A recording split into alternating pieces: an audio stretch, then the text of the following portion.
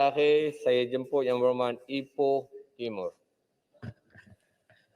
Terima kasih Dato' Timbalan Yang Dipertua yang mengizinkan saya untuk berbahas dalam rancangan Malaysia ke-12 selaku pembahas yang terakhir seperti dalam Titah Diraja juga. Dato' Timbalan Yang Dipertua, IMK 12 ini mempunyai matlamat dengan tema Keluarga Malaysia Makmur, Inklusif dan Mampan. Dan kita nampak bahawa perbelanjaan pembangunan telah pun ditingkatkan kepada 400 bilion. Suatu perbelanjaan yang paling besar dalam sejarah Malaysia dalam kesemua IMK yang sebelum ini yang telah pun kita luluskan. Dan walaupun kita berada di suatu masa pandemik sekarang.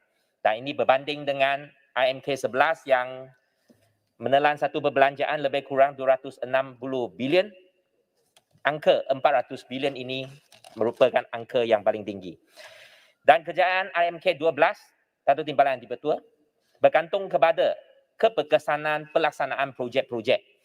Dan sememangnya setiap tahun, apabila laporan Ketua Audit Negara diterbitkan dan dibentangkan di Dewan Rakyat ini, laporan Ketua Audit Negara selalunya menggariskan ketirisan-ketirisan dan pelaksanaan pelaksanaan projek dan bahagian yang patut diperbaiki.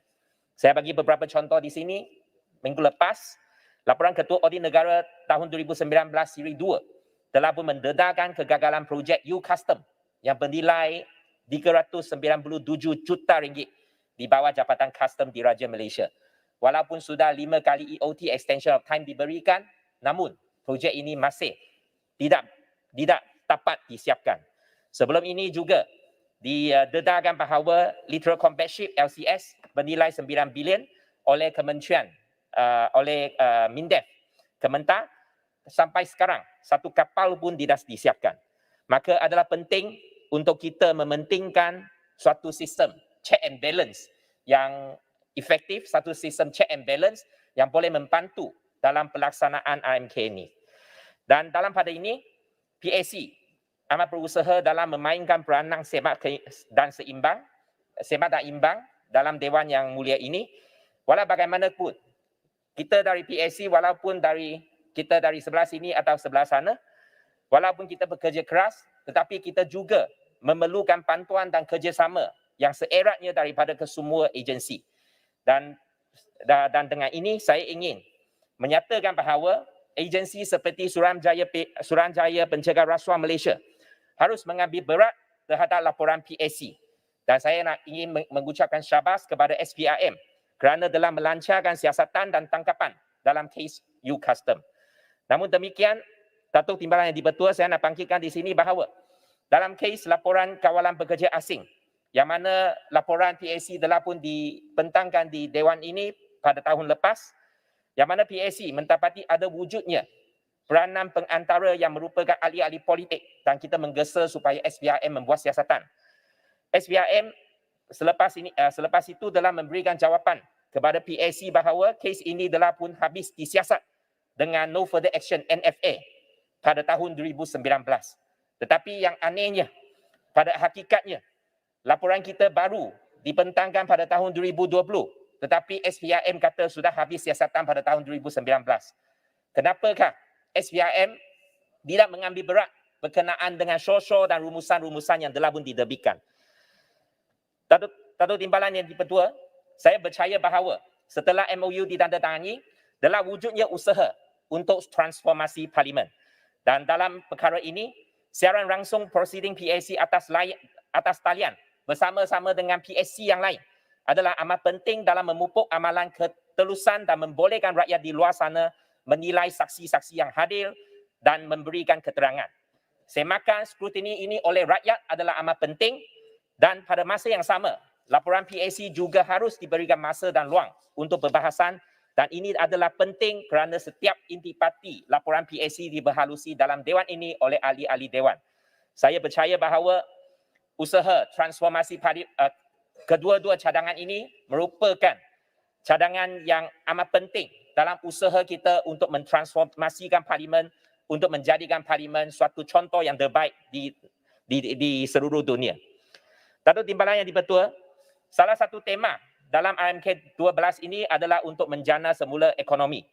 PKS, perniagaan kecil dan sederhana, merupakan tunjang ekonomi negara. Sejak penularan pandemik sehingga bulan Julai ini, dilaporkan sekurang-kurangnya 150,000 perniagaan kecil dan sederhana telah gulung tikar, mengakibatkan kehilangan kerja sebanyak 1.2 juta. Dalam setahun yang akan datang ini adalah amat penting untuk kita memastikan kelangsungan PKS, dan salah satu cara yang efektif dan terus adalah program subsidi upah PSU. Datuk Timbalan Dipertua pada tahun 2020 apabila kita menempusi PKP selama 6 minggu, PSU sebanyak 1,200 telah pun diberikan untuk 3 bulan dan RM600 diberikan untuk 3 bulan lagi.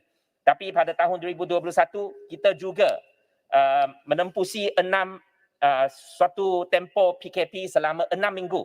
Tetapi apa yang diberikan kepada PKS ataupun majikan adalah suatu PSU pada kadar RM600 untuk 3 bulan sahaja.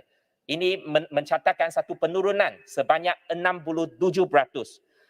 Dan dengan ini saya mencadangkan bahawa kerajaan haruslah melanjutkan PSU untuk sekurang-kurangnya 3 bulan dan tingkatkan kadar pembayaran PSU kepada RM1,200 sebulan. Dan jumlah ini boleh dibiayai dengan penjanaan dana sebanyak 45 bilion ini, yang mana kami menegaskan bahawa penjanaan ini seharusnya bersifat suntikan secara langsung yang boleh membantu rakyat. YB minta rumuskan. Ya. Isu terakhir, Datuk Timbalan Dipertua, saya ingin memohon supaya projek-projek yang sebelum ini telah pun diluluskan dapat dilaksanakan. Nombor 1 adalah projek pemindahan klinik kesihatan Stesen 18 dan klinik ibu dan anak Penggalan Begor di Ipoh. Isu ini saya telah bangkitkan dalam Kamar Khas dan diberitahu dalam proses kelulusan. Tapak pun sudah ada di tapak penggalan utama dan projek ini adalah perlu kerana KKIA telah adalah dibina pada 1963 atas tapak keluasan 1,000 kaki persegi. Jumlah populasi di kawasan adalah melebihi 110,000 orang dan kehadiran pesakit di klinik kesihatan adalah melebihi 150 hingga 200 sehari. Dan akhirnya projek pentarafan lapangan terbang Sultan Azlan Shah Ipoh yang diumumkan oleh Kerajaan Persekutuan pada tahun 2019 melalui bajet tahun 2020 sejumlah 150 juta. Ini adalah penting apabila border dibuka nanti. Ini adalah penting untuk perkembangan dan kemajuan ekonomi negeri Perak. Dan saya berharap bahawa cadangan-cadangan yang saya kemukakan ini dapat diterima oleh pihak kerajaan, dan dengan ini saya mengucapkan terima kasih kepada pihak Timbalan Tuan Yang Dipertua. Sekian daripada saya, terima kasih. Terima kasih. Tuan Speaker.